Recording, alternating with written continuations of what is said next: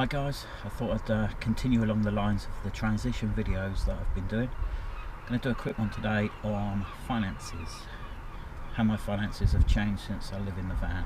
Now I'm going to hope to try and put up on this video, as I continue to talk here, a little spreadsheet I did, a little snapshot of a spreadsheet I did comparing what my finances were in 2013, which is before I decided to embark on this lifestyle.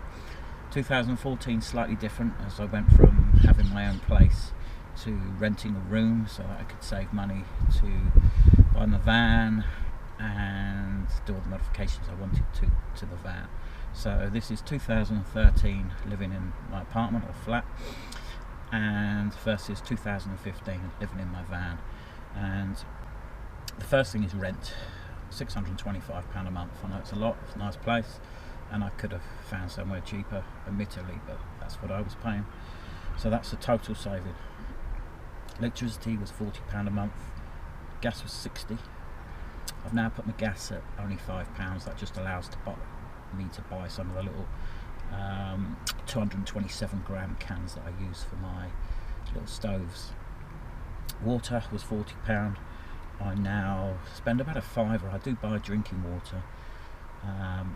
For cooking, I'm happy to use any old water, and I do have some water purification tabs and stuff, but I do still buy drinking water in the large bottles and pour it into my main bottle that I've got down here.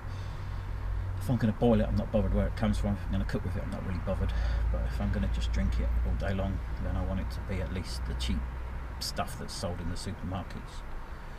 My phone, internet, Sky, I used to pay £70 a month. What a waste of money that was.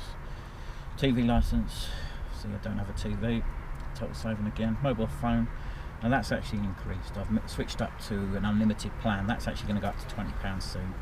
The £18 was an introductory offer, so that's going to go up slightly. Council tax, again a saving, and that included a discount for being a single occupant. That would be well over £100. Well, I've allowed it at 75, it'd probably be nearer 80, I'm not quite sure what it was.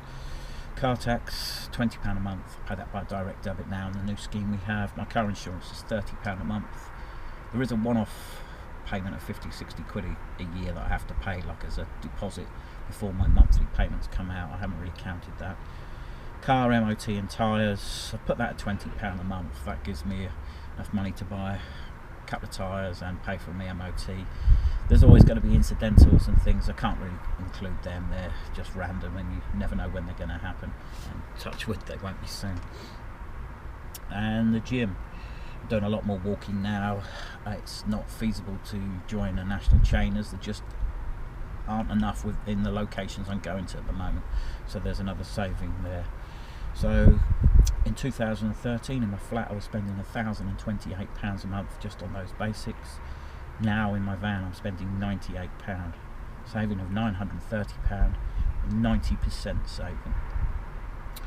Now the next two items are things I can't do without in the situation I'm in, which is food, £160 I used to spend.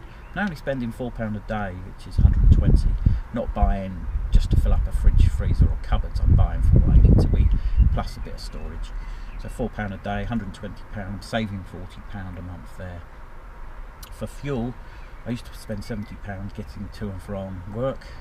Now I'm spending £105 approximately. That's just based on what I've spent since the 1st of March and how much fuel I've got left in my tank, and there's only a few days left this month. So there's an increase there of £35, but that's to be expected when I'm on the road. If I was continuing to work in the same place but live in a van, then obviously I could live a lot closer and save money in that category rather than spend more.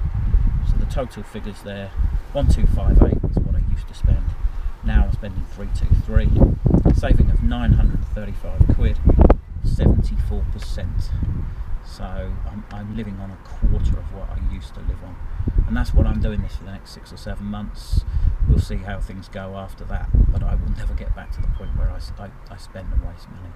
Now on these sheets people are going to say, oh, that's too high, that's too low. These are my figures, I'm just showing you my figures. Yes, I could save in certain areas, and there are other things just had my hair cut. I still have my hair cut. I haven't included that on here. I'm every 3 weeks, 4 weeks I get my hair cut. There's lots of little things that you buy and you used to buy anyway. But it gives you an idea there. If you need to earn £1,250, obviously you've got to take the tax off that. You need to be on a good old, fair old salary to be earning that money by the time tax and national insurance is taken off. And then there's still nothing left in that, so you need to be on even higher than that. Now I'm using the savings I accumulated last year, and as I've said, I am working on things to end this year and to do the next 2 or 3 years. I've got plans for that, of how to accumulate that £325 I need, or slightly more. I'd like to have money to visit attractions, and can't always rely on the gift of membership for English Heritage, etc. But anyway, this was one of my transition videos. Hopefully I've been able to put these figures on screen. Thanks for watching, guys. See you soon.